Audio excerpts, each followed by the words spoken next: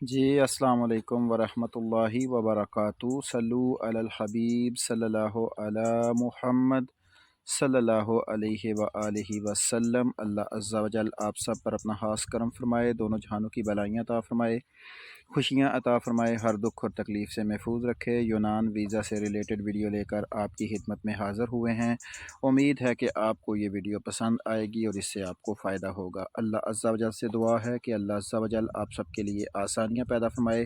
ہر دکھ اور تکلیف سے محفوظ رکھے، اور اللہ تعالی خصوصی کرم فرما دے آپ سب پر، اور آپ سب کے صدقے ہم پر بھی اللہ تعالی کرم فرما دے۔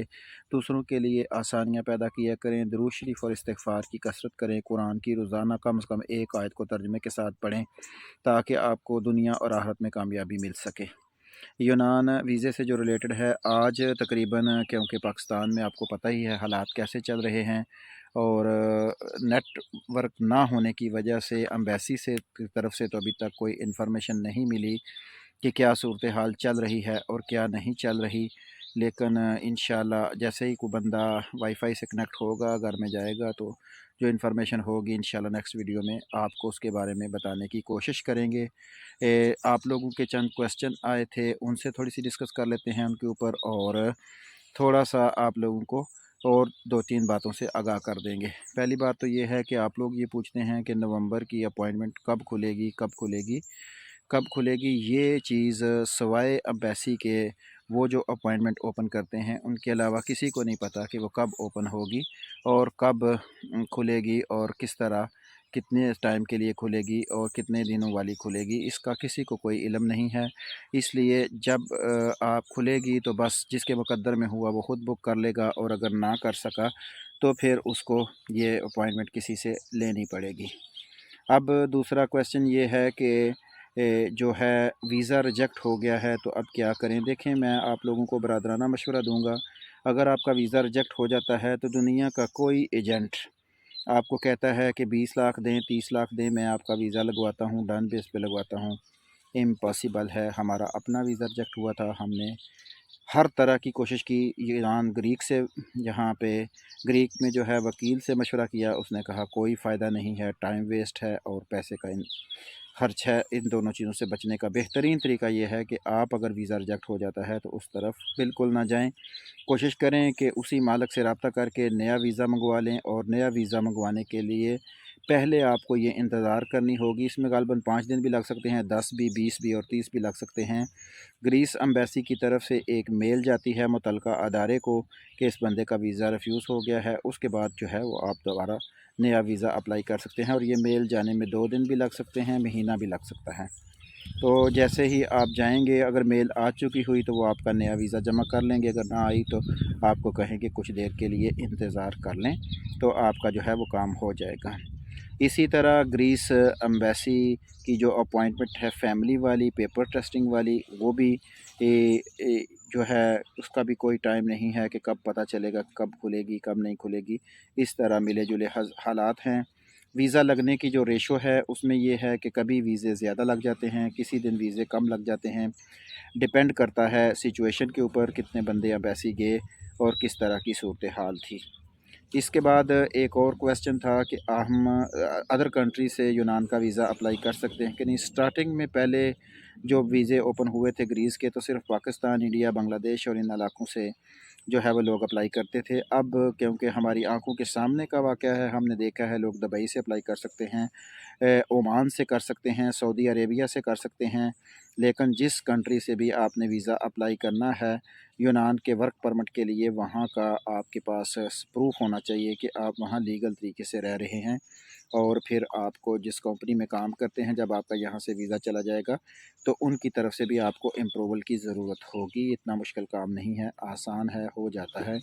پاکستان کے مقابلے میں ادر کنٹری سے ویزا لگنے کی ریشو اچھی ہے۔ آپ کو پہلے بھی بتایا تھا کہ دبئی سے بھی لوگ ڈن بیس پہ کام کر رہے ہیں، پاکستان سے بھی ڈن بیس پہ کر رہے ہیں، لیکن دبئی والا ڈن بیس جو ہے وہ زیادہ پاورفل ہے، لیکن وہ انہی حضرات کے لیے ہے جن کے پاس ایمرٹ آئی ڈی ہے، جن کے پاس ایمرٹ آئی ڈی نہیں ہے ان کے لیے وہ نہیں ہے۔ تو اس لیے کوشش کریں، باقی جو صورتحال ہے جو ہماری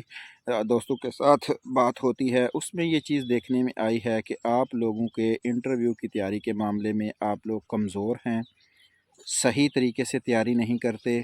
और इसको इतना टाइम नहीं देते, इसको इतना सीरियसली नहीं लेते, जिसकी वजह से वीज़ा ना लगने की रेशियो भी बढ़ती जाती है। और इसमें बहुत से लोगों से हमारे पास साथ रब्ता होता है, मालक का नाम सही तरीके से उनको याद नहीं होता, जगह का नाम याद नहीं होता। बाज़ लोगों को तो ये ही नहीं पता कि मेरा वीज़ा किस कैटेगरी का है, मैंने वहाँ क्या जाके काम करना है। असल में जब आप जेंट से वीज़ा ख़रीदते हैं तो जेंट लोग जो हैं वो आपको थोड़ा सा मुकम्मल तरीके से गाइड नहीं करते, हालांकि उनको और ज़्यादा गाइड करना चाहिए ताकि आपका वीज़ा लगे और वो अपनी पेमेंट लेने के काबिल हों। तो इसलिए आप लोग भी इसी उम्मीद में रहते हैं कि मैंने एजेंट किया हुआ है, मैंने डन बेस पे लगवाना है, मैंने ये करना है, मैंने वो करना है, जिसकी बुनियाद पर आप भी तैयारी नहीं करते और आप वहाँ पे नाकाम हो जाते हैं। और नाकाम होने की सूरत में हर हाल में नुकसान उसी का ही होता है जो बेचारा क्लाइंट होता है। हम सिर्फ माली नुकसान देखते हैं, हालांकि ये सिर्फ माली नुकसान की बात नहीं होती, वक़्त का नुकसान होता है और माइंडली तौर पे बंदे का नुकसान होता है। इन सारी चीज़ों को मद्देनज़र रखना चाहिए, सिर्फ माली नुकसान की बात नहीं है। इंसान प्रेशराइज़ हो जाता है, इंसान डिप्रेशन का शिकार हो जाता है, ज़हनी दबाव का शिकार हो जाता है, इससे फिर बहुत सी बीमारियां जन्म लेती हैं। बहुत से ऐसे अफराद के साथ भी हमारा रब्ता हुआ कि उनको मेडिकल का पता ही नहीं है, उनको कहा है कि भाई पहले कच्चा मेडिकल करवाना है, उन्होंने कहा जी मैं बिल्कुल फ़िट फाट हूँ, और उनके वीज़े रिजेक्ट हो गए मेडिकल की वजह से। मेडिकली में पाकिस्तान की ग़ज़ाओं को अगर मद्देनज़र रखा जाए तो उनमें बहुत सी प्रॉब्लम्स होती हैं, जिसकी वजह से आपको गर्मी का नुक्स होता है, आप के पानी कम पीने की सूरत में भी मसाइल का सामना करना पड़ता है। तो इसलिए जिस बंदे ने भी यूनान का वीज़ा अप्लाई करना है, अपने मेडिकल के ऊपर भी खूब तवज्जो करे ताकि उसको किसी चीज़ का परेशानी का सामना ना करना पड़े। अक्सर लोग हर दफ़ा वीडियो में, हर वीडियो के नीचे एक आधी कमेंट ज़रूर आती है कि आपका नंबर भेज दें, नंबर भेज दें, नंबर नहीं मिल रहा। हमने हर वीडियो के डिस्क्रिप्शन में नंबर लिखा हुआ है, चैनल के अबाउट में नंबर लिखा हुआ है, चैनल की प्रोफाइल पिक्चर के ऊपर जो फ्रंट पेज है उसके ऊपर नंबर लिखा हुआ है। तो अगर आप कोशिश करते हैं, स्ट्रगल करते हैं, तो आपको नंबर मिल जाएगा। और वो अफराद जो इस वक्त अरब कंट्री से यूनान की तरफ ट्रैवल करना चाहते हैं, उनके लिए मेरा यही मशवरा है कि अच्छा टाइम है, अगर आपकी जेब इजाज़त देती है, लेकिन सिर्फ वही अफराद ट्रैवल किया करें जिनका वहाँ पे काम सेट नहीं है। वो अफराद जिनका काम ठीक है और वहाँ पे उनकी रोज़ी लगी हुई है, तो लगी हुई रोज़ी को छोड़कर आकर यहाँ इस उम्मीद के ऊपर आना कि मैं बेहतर हो जाऊँगा और वो यहाँ मौजें ही मौजें हैं, तो ये ज़हन में रख लीजिएगा कि मौजें मौजें कहीं भी नहीं हैं। जहाँ भी जाना है स्ट्रगल करनी पड़ती है और नई जगह पे सेटल होने में आपको 2-3 साल लग जाते हैं। तो इसलिए अगर आप पहले से ही सेटल हैं किसी भी अरबियन कंट्रीज़ में या किसी अदर कंट्री में या पाकिस्तान में भी अगर आप सेटल हैं और आपकी माहाना